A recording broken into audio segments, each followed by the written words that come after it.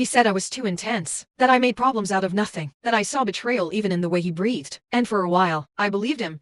We met in a noisy coffee shop, the kind filled with more laptops than actual conversations. He looked at me like he already knew me, talked to me like he saw straight through the noise in my head. It was easy, funny, warm. He remembered small things I said and repeated them later, like they mattered. And when I told him I wasn't easy to deal with, that I felt too much, thought too much, he just smiled and said, "That's what makes you interesting."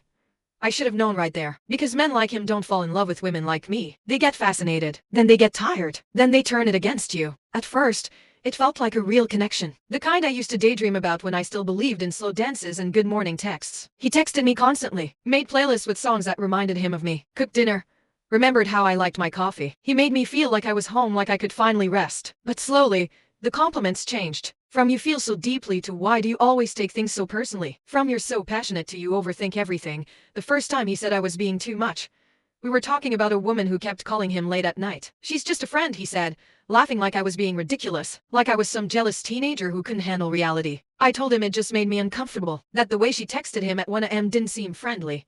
And he looked me dead in the eye and said, "You always find a way to ruin things, don't you?" I remember going quiet, not because I agreed, but because I didn't trust myself enough to disagree. That was the beginning of it. The small silences, the second guessing, the feeling that maybe the problem wasn't him, maybe it was me. He started keeping things vague. "I didn't say that. You're twisting my words.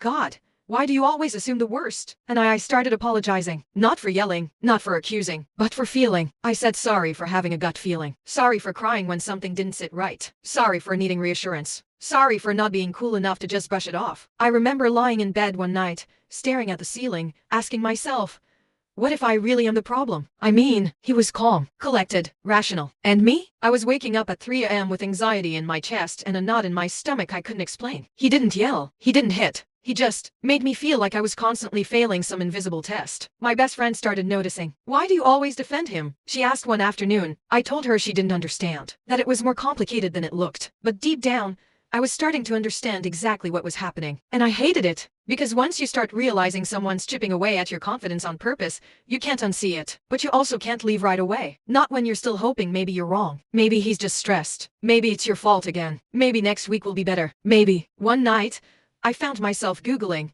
how to know if you're being emotionally manipulated. I read the list. Every line hit like a bruise I didn't know I had.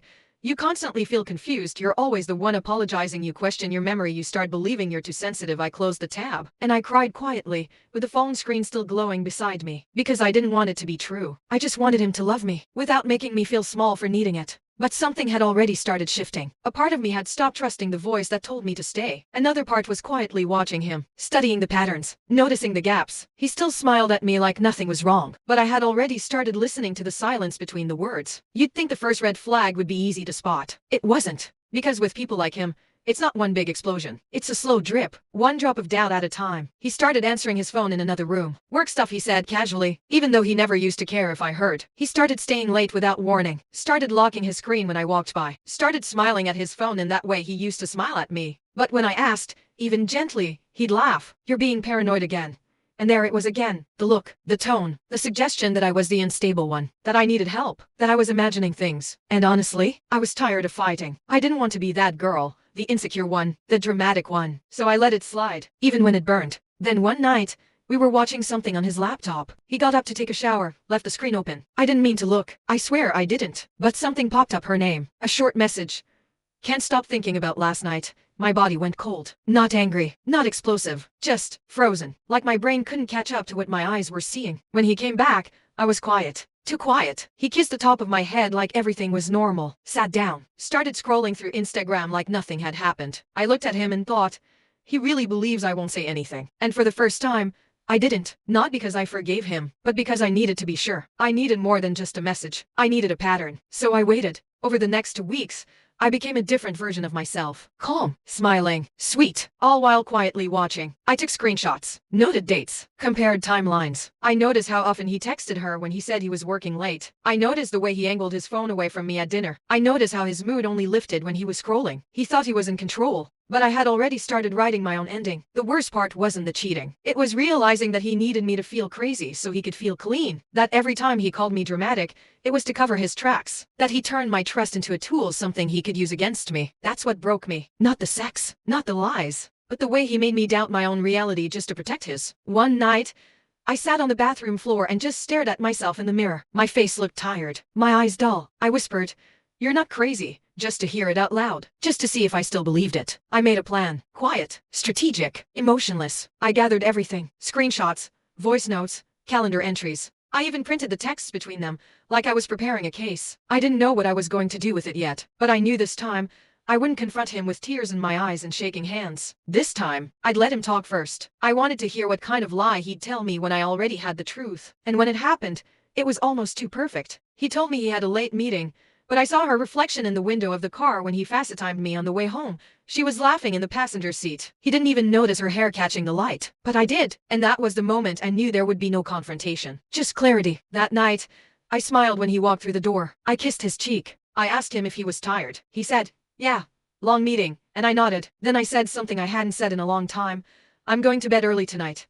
And as I closed the bedroom door behind me, I felt a shift. Not in him, in me, because now I had everything, and he had no idea. After that night, something inside me went quiet. Not in the broken kind of way. Not in the I give up kind of silence. It was a new silence. A focused one. Sharp. Like something had clicked. He didn't notice the change at first. Because I still made him coffee in the mornings. Still asked how his day was. Still smiled at the right moments. But I was no longer trying to understand him. I was observing him. And once you start watching without hope, the truth becomes so much easier to see. I saw how quickly he'd minimize anything I said. I saw how he needed to win even the smallest arguments. How he twisted timelines and shifted blame like it was a sport. He wasn't messy. He was calculated. Everything was about control. And I had been giving it to him bit by bit for months. But now, I was taking it back. I didn't tell anyone yet. Not even my best friend. I wasn't ready to hear "I told you so."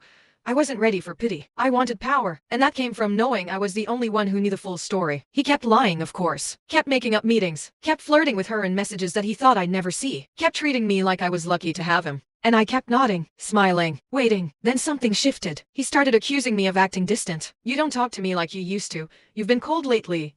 The irony made me want to laugh. Because for months, he'd been emotionally starving me. And now he was thirsty for the attention he used to reject. But I didn't give it. Not anymore. One night, while he was in the shower, I opened the drawer where he kept old phones. Found the one he used before we moved in together. It still worked. I charged it. Waited. Checked the gallery. And there it was. Photos of them. Nothing explicit. Just smiles. The kind he used to give me. And the dates? Some overlapped with our first anniversary. I didn't cry. I sat on the kitchen floor and scrolled through the photos with a kind of calm that felt almost unreal. Like my body had finally caught up with the truth my heart had known for weeks. The next morning, I packed a small bag. Not to leave. Not yet. Just to remind myself that I could. That I had options. That I wasn't stuck. I left it in the back of the closet, zipped and ready. He never noticed. A few days later, I started talking to a lawyer. Not for revenge. Not even for drama. Just information. Clarity. Because while he had been investing in lies, I had started investing in my exit. The thing is, he still thought he had me. He still touched my waist in the kitchen like nothing was wrong. Still told me he loved me on autopilot. Still looked me in the eyes and lied like it was a handshake. And every time he did, I smiled a little softer, said a little less, because I knew the countdown had already started. I was done trying to fix what he kept breaking. Done shrinking myself to protect his ego. Done walking on eggshells just to avoid the next storm. Now, I was building the exit. Quietly, strategically, without warning. Because he didn't deserve a warning. He once told me, "You're nothing without me." And I almost believed it. But soon, he'd see just how wrong he was. He thought I was healing. He thought my silence meant peace. That I had finally calmed down. That I'd accepted my place in his world, quiet, grateful, obedient. But I wasn't healing. I was watching him sink. And I wasn't going to throw him a rope. The last thing he expected was calm. Because when you live off chaos, when you thrive on control, nothing scares you more than someone who no longer reacts. And I had stopped reacting, stopped explaining, stopped justifying, stopped asking for the truth he never planned to give. I began moving my money, quietly, canceled shared subscriptions, backed up my data, opened a new bank account. Each task felt like a breath I'd been holding for too long, like clearing the fog one click at a time. Then I found something I wasn't expecting. Not just photos, not just texts, but receipts, hotel bookings, a second phone line. This wasn't a one-time mistake. It was a life he was building behind mine. And suddenly, the guilt disappeared. The self-blame evaporated. I didn't feel crazy anymore. I felt done. The next morning, he asked what I wanted for dinner, like nothing was happening. I looked him in the eye and said, "Anything's fine."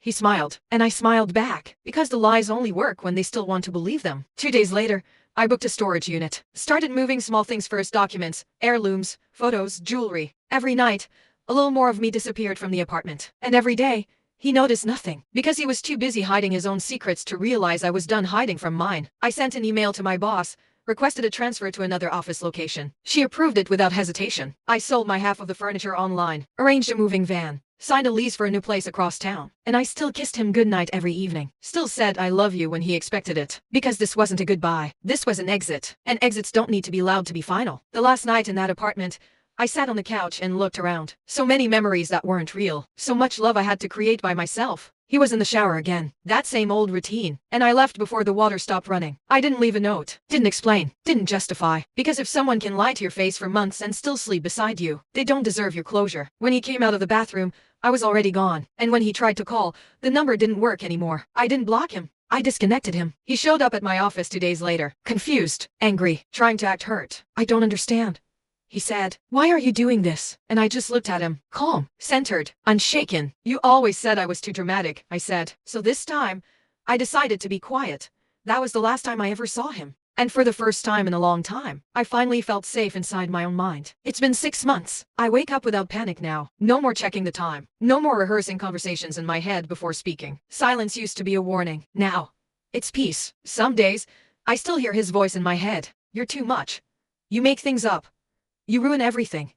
But I hear those words differently now. I hear them for what they really were. A shield he used to protect his lies. Because the more I doubted myself, the easier it was for him to disappear behind the chaos he created. He tried to reach out once. A long email filled with excuses, nostalgia, and phrases like "we were good once."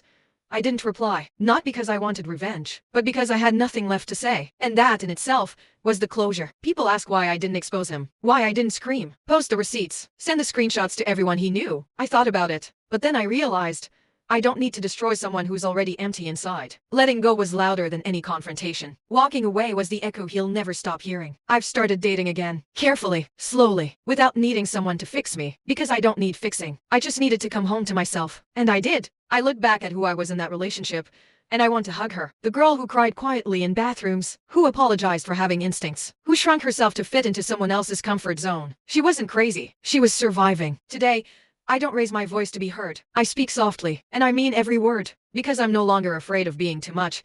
I'm afraid of being too little for myself. People like him, they don't change. They just look for new mirrors to admire their reflection in. But I'm no longer a mirror. I'm a window. Clear, honest, wide open. And if someone can't handle the view, they don't belong inside. This chapter is closed. I'm not who I was when this began. And I'm finally okay with that.